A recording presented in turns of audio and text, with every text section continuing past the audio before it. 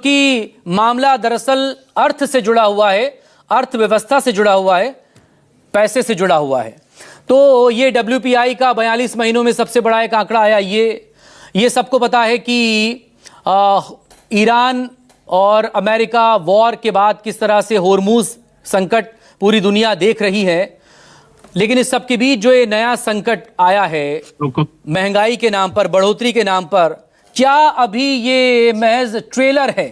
पूरी पिक्चर अभी बाकी है? यानी अभी तो ये अंगड़ाई है, आगे और लड़ाई है आम आदमी की इस महंगाई से। तो पहली किश्त क्या इसे माना जाए? नमस्कार मकसूद, आपको, मेरे सह पैनलिस्ट और व्यूअर्स को। बिल्कुल सिचुएशन जो है बहुत चिंताजनक है। आपने बिल्कुल ठीक कहा, जो होलसेल प्राइस इंडेक्स का आंकड़ा है वो 8.3 पर आया, जबकि इससे पिछले महीने वो 3.88 पे था। और मैं ये सबके लिए सरल करके बता दूं कि होलसेल प्राइस इंडेक्स में लगभग 65% सामान जो है वो मैन्युफैक्चरिंग रिलेटेड होता है।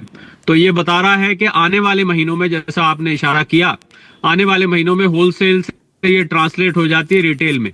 क्योंकि जब CPI अभी 3.48 आया था, वो भी 13 महीने की ऊंचाई पे था, और यह 42 महीने की ऊंचाई पर है। बिल्कुल ये संकट जो ओरिजिनेट कर रहा है, जहां से निकल रहा है, वो स्ट्रेट ऑफ हॉर्मुज है। कच्चा तेल और भी सामान जो वहां से आता है वो इसके लिए जिम्मेवार है, हम सब जानते हैं। और जब तेल एक ऐसी चीज है जो कि और पेट्रोल बढ़कर डीजल, तो उसका हम लोग उसको इकोनॉमिक्स में कैस्केड इफेक्ट कहते हैं कि सभी सामान पर उसका असर दिखाई देता है।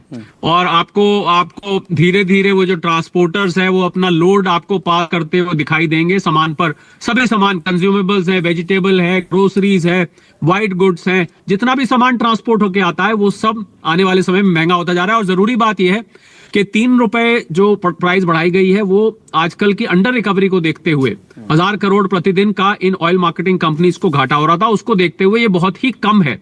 तो मैं समझता हूं एक बैलेंस बनाने की कोशिश की गई है पब्लिक वेलफेयर में, और इसको हम लोग फाइनेंशियल प्रूडेंस कहते हैं कि भाई आप जो 3 कंपनी है उनको घाटा उनका कुछ कम हो जाए और वह लोगों के ऊपर भी बोझ ना पड़े।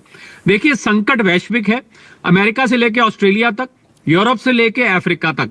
शायद ही कोई देश है जो इस समस्या से अछूता है। पहली बात तो मैं ये कहना चाहूंगा, खासकर उन देशों में जिनका विदेशी क्रूड पर निर्भरता है, उन लोगों में कोई देश ऐसा नहीं है जिसमें जापान, कोरिया, वियतनाम, मैं गिनवाता जाऊं तो बाकी का शो का समय चले जाएगा, पर वो सब इससे प्रताड़ित हैं। तो एक वैश्विक संकट है। वैश्विक संकट में हमारे कंट्रोल से बाहर चीजें हैं। अब इसमें सवाल ये उठता है, मकसूद, एक जरूरी बात कहना चाहता हूं कि लोग ये सवाल उठा रहे हैं कि भाई जब तेल के दाम कम थे, क्रूड ऑयल के 60, 65, $70 थे, तब भी पेट्रोल डीजल हमें महंगा मिल रहा था। तो अब जब क्रूड ऑयल के दाम बढ़ गए तो हमको ये तब भी उतना ही रहना चाहिए था। ये बढ़ क्यों गया? ये बहुत बड़ा सवाल कल बहुत सारे मैं चैनल्स पे था दिया गया। इसके 2 उत्तर हैं।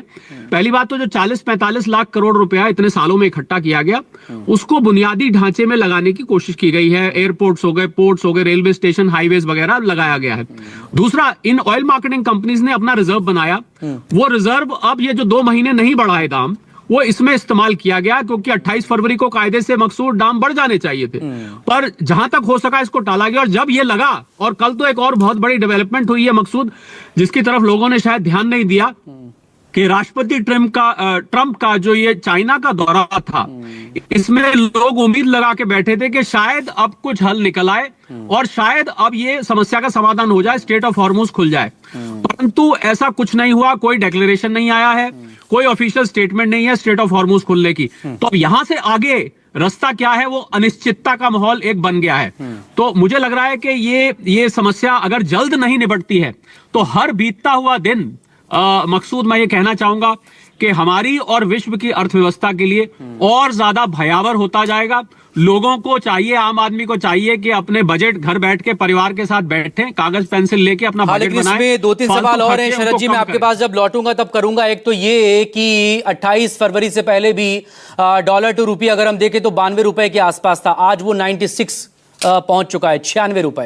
ये 28 के बाद का है। 28 फरवरी से लेकर 13 मई तक 72-75 दिनों तक सरकार क्या कर रही थी, किस तरह के मेजर्स उसकी तरफ से बड़े कदम उठाए गए थे, इसको लेकर भी एक सवाल है। आप कह रहे थे कि हालात क्या वो चुनाव की वजह से रुके हुए थे? क्योंकि विपक्ष तो सीधे तौर पर यही कह रहा है कि चुनाव की वजह से ये सब हो रहा था। बहरहाल